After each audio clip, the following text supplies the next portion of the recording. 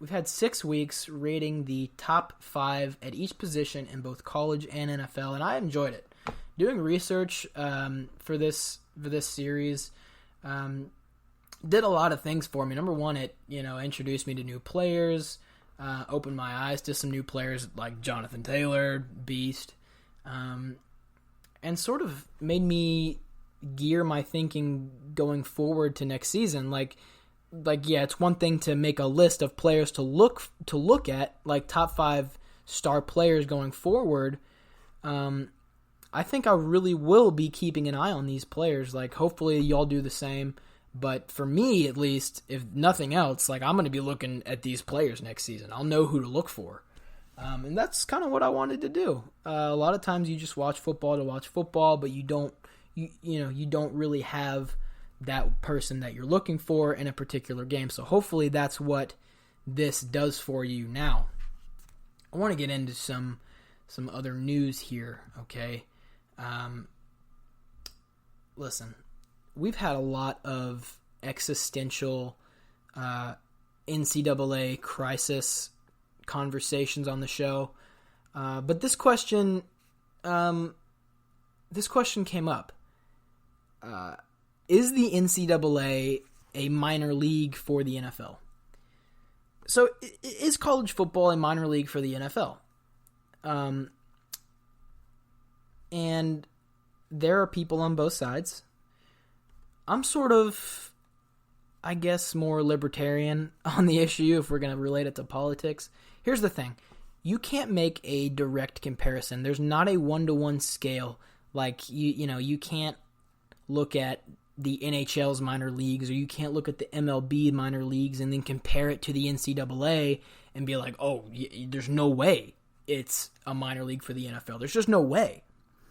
And to those people, if you're one of those people that are very, like, your first thought is, well, absolutely not. It's not a minor league. There's no way that college football can be a minor league to the NFL. Then I would encourage you to just think of this. Ask yourself this question. If college football is not a minor league to the NFL, then what is? Who is feeding the NFL all these players? And I get it. It's not an official minor league. The NCAA players only get 20 hours of athletic, participation a week. That's not even close to being at the number of hours worked at by, say, the NHL minor league, the AHL, or the MLB minor leagues. This is something completely different. You can't compare the two. Number one, because having having comparable hours in football is unhealthy. You can't put in the same amount of hours in football as you can baseball. You just can't. Or golf. You can't put in the same amount of hours that amateur golfers do. You just don't. And so here's what I would encourage you to ask yourself. If there is any feeding program into the National Football League and it's not college football, what is it? Who is giving all these NFL teams their players every year? On draft day, who does Roger Goodell say that these players are from? Does he say that they're from a minor league, an official minor league, or does he say where they played college? And I think you will come to the conclusion that while there's not a official, feeding program into the NFL, college football is the closest thing we got. It's sort of the de facto rule of the National Football League. We get our players from college football. We look at college football and we determine which player will be best for our program. No other program does that. No other NFL team is looking at some high school player and, ready to sign him a contract. They might, look at him and write his name down. I'm sure college football does that with middle school players. I mean, LSU's been doing it for a while.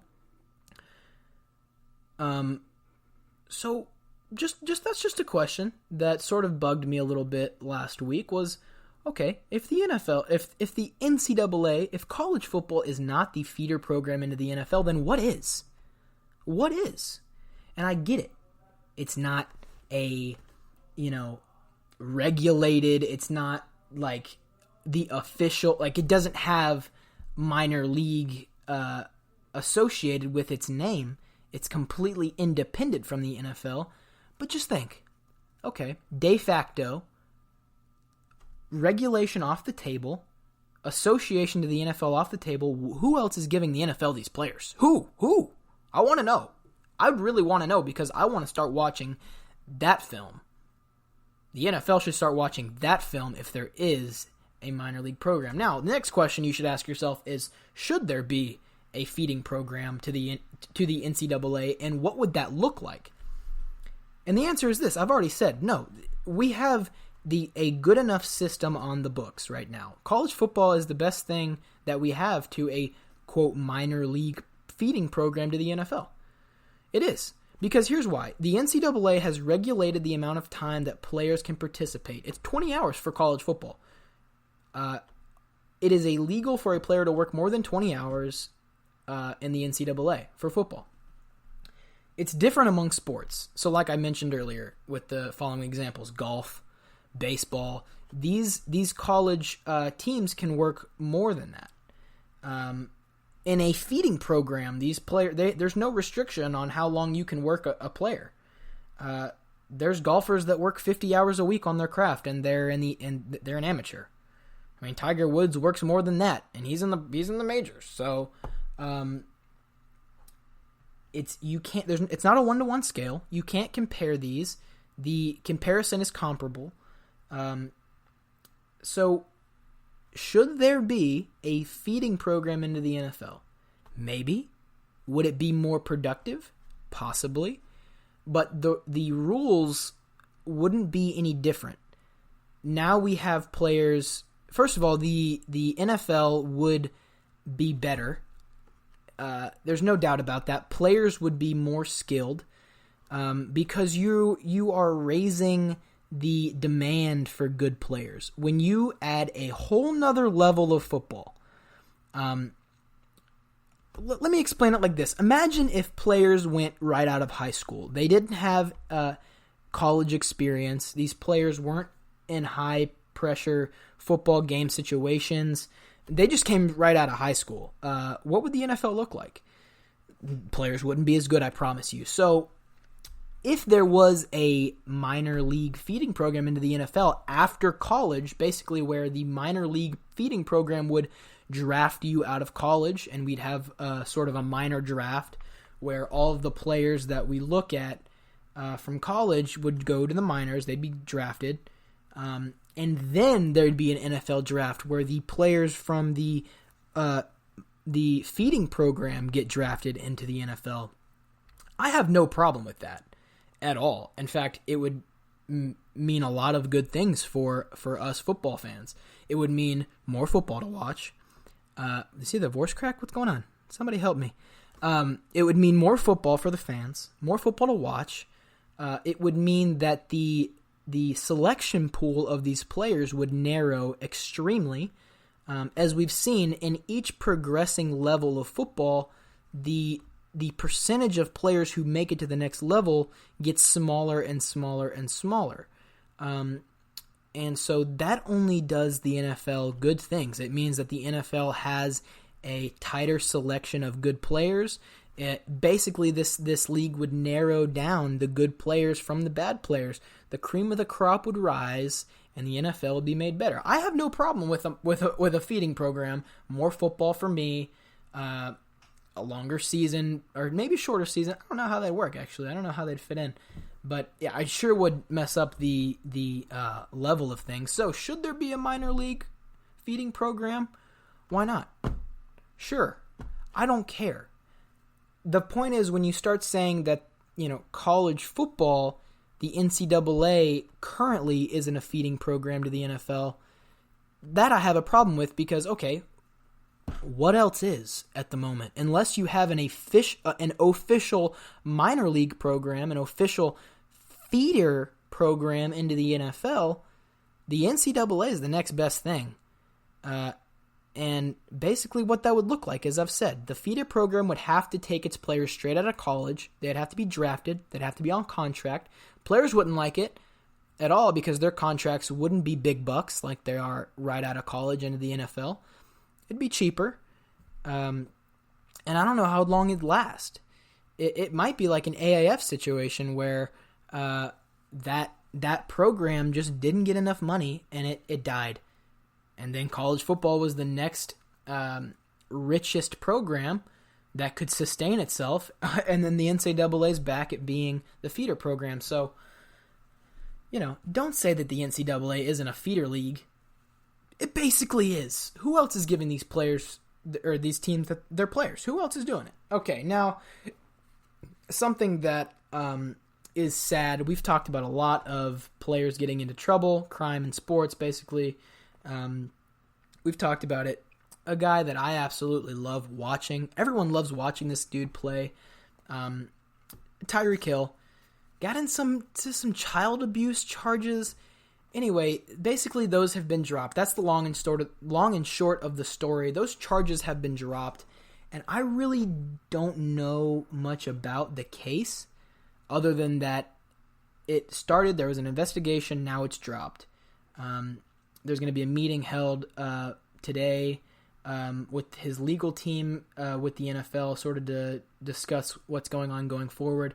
To be completely honest with you guys, I really didn't want to look into this that much because I don't like hearing about child abuse. I mean, if anything happened, this dude shouldn't play another football game. I think anyone that abuses a child in any way shouldn't play football. It's just a privilege that you don't deserve. Same thing with like domestic abuse. If it's true and it's not embellished or exaggerated, these dudes shouldn't be playing. It's a privilege that you shouldn't take for granted, and you shouldn't act like you're above the law. That's just my 2 cents on it. That's been the position of the podcast for a while. So that's it. That's what I'm going to say about Tyreek Hill. And now for the grand finale of the show, something that I absolutely love. I have come to realize that I've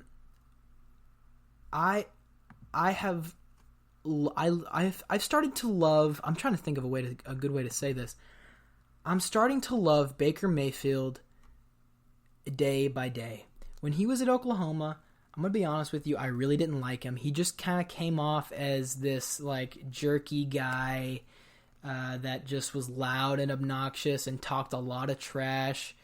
I don't like guys like that. I don't like guys that are just like obnoxious. You talk a lot of trash. You can't back it up. I don't like guys like that.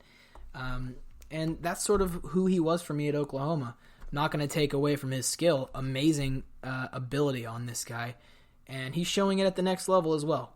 The NFL, he's doing some amazing things. Okay. Last week, and I absolutely love this. What he's doing with the Browns now, I'm a fan of Baker Mayfield. I'm on the wagon now. I absolutely love everything he's doing.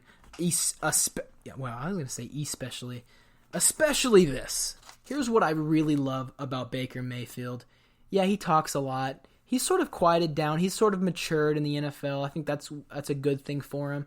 He didn't quiet down about anything regarding Texas and Sam Ehlinger. And I'm going to read for you verbatim the quote.